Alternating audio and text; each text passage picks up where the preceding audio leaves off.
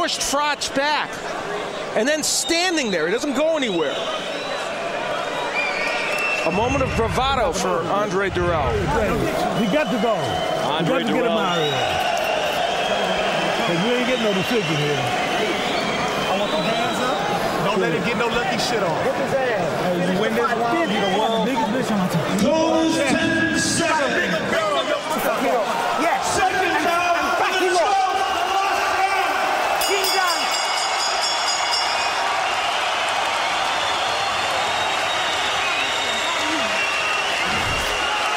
The 12th and final round. Leon Lawson telling Andre Durrell, his grandson, he won't get a decision here. You better go out and knock him out.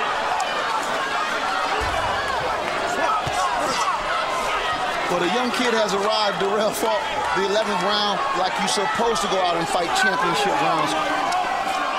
Take my hat off to him. Interesting advice, given the fact that Durrell, we assume that isn't the best way for him to fight against Froch, except when he had the last round, around 11, that was a brawl, he ended up winning the round. Of course, the judges from Italy, Mexico, and Belgium, they are international, but we are in England. Durrell in new territory, the first time he's gone 12. And the pace of Froch has slowed a bit as well right now in this round. He's not attacking with wild abandon.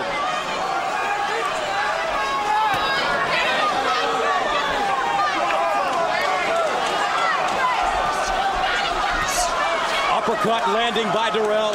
Froch steps back on the ropes and lands a right uppercut of his own. And that's the first time we've seen a good uppercut from Froch, and many of his knockouts in previous fights have been with that uppercut, not been able to land it against Durrell. A minute and 30 remaining in the 12th and final round. A nervous tension in this crowd. The crowd never quite got into this fight because Froch didn't put together enough rallies. The WBC super middleweight title on the line. The champion, Carl Froch, here in Nottingham in black. The challenger, Andre Durrell, in green. Durrell, left hand. He leads in on Froch. Andre Durrell fighting until the very end. Under a minute.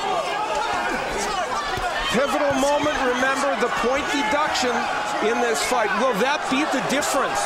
Durrell has fought rounds 11 and 12 very well for a fighter who has never been to this territory. He said he was ready. Forget the jet lag question. Whether he got here 7 days before or 3 weeks before, Andre Durrell was ready to fight 12 rounds. He just never gave Froch an opportunity to truly land anything big. I mean, he's winging away, but nothing's landing.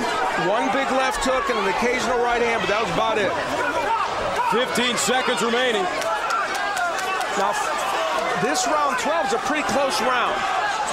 Let's see who finishes off strong. Durrell backpedaling. Durrell. Froch closing in. Unloading. Durrell, and that's it.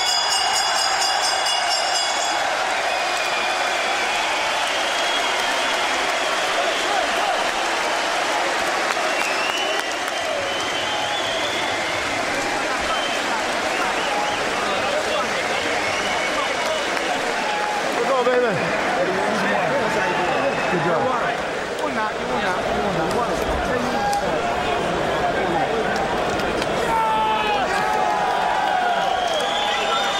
Carl Froch will now leave it in the hands of the judges. Andre Durrell goes 12 rounds for the first time. Looked sharp, crisp, composed. Did do some moving in the ring, held, and was deducted a point. But he came on strong in the end.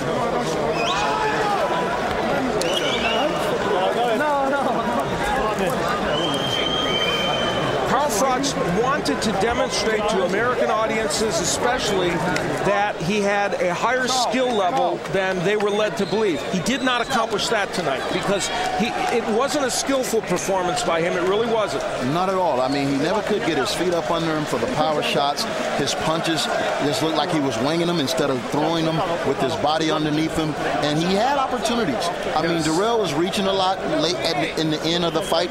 He had opportunities, just could never capitalize. You're totally correct, Antonio. That's exactly true. And part of the reason why I think the technique of Froch wasn't so good is the quickness of Andre Dirrell, which affected him. Most definitely.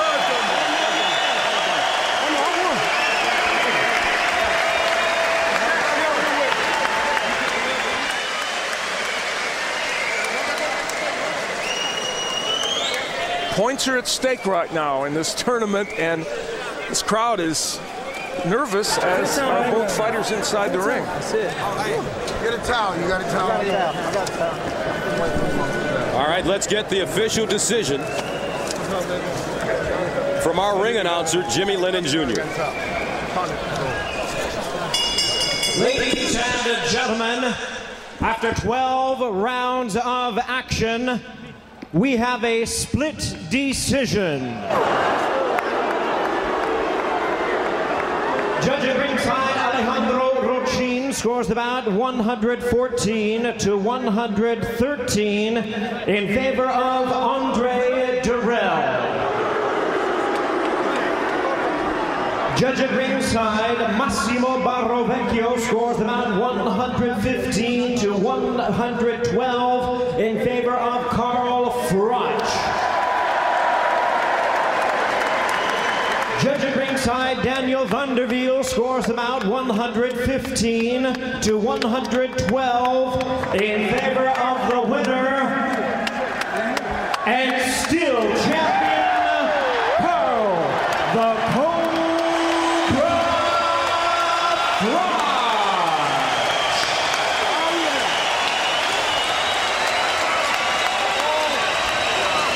Carl Froch retains his WBC super middleweight title with a split decision over Andre Dirrell.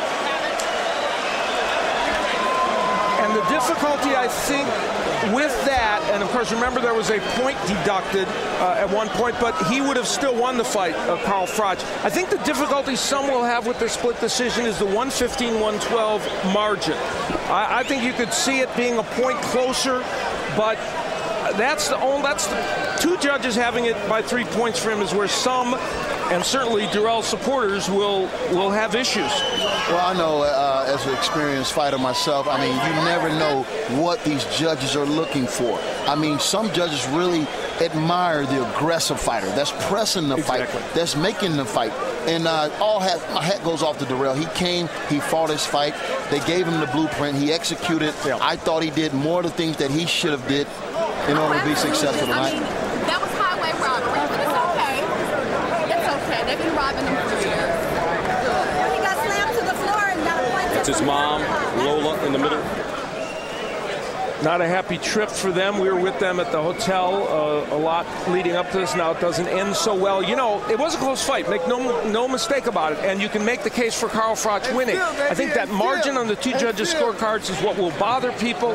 And you hit it on the head, Antonio. It's what did they like in this fight? And our Jim Gray is standing by with Andre Dirrell. All right, Gus, thank you very much. Andre, what is your reaction to that decision? Well, we know where we are. We're hometown favorite. I worked my ass off. He came on strong in the last round, giving me the last round, but I know I put it off enough. I boxed him enough to gain the decision, but it didn't go my way. The point that was taken away from you, did you feel as though there were many times in this fight where Froch could have had a point deducted? I still don't know why he took the point from me. I'm still clueless on the point for leaning on him. He been holding me, hitting me in the back of the head the whole time, bring me down to one knee. He been rough the whole fight, man. And for him to take a point from me without no warning, I don't remember warning him, telling me to not lean on him. You know, he took the point for that. Well, like I said, we know where we at, man, but I'm going to hold my head up with pride because I know one day I'm going to still become world champion. Your grandfather told you going into the last round that you needed a knockout. Did you ever feel as though you would have an opportunity to win a decision here in Nottingham? Of course I did. Otherwise, when it came out here, like I said, I'd do anything for that WBC world title belt. This is the first one. I got another fight next, you know.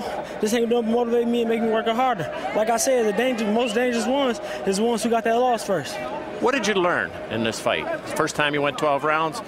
Obviously, you could have won a decision had it gone another round, or judging saw it a little differently. What did you learn? Well, 2 judges did get it extreme. I don't understand it. But that I can go to full 12. I can work my ass when need be, and I'm a warrior, you know. But like I said, we in his hometown. He got this decision. I take nothing from Frost. He tried. How will you handle this disappointment? Get in the gym and work harder. What else can I do? I'm a boxer. This is what I do. This is my sport. This is my life, and I love it. Arthur Abraham had a big victory tonight against Taylor over in Berlin. He will be your next opponent. I know you probably haven't thought much about that. However, here's another guy that's powerful and obviously displayed that this evening. Yes, he did. He's a warrior.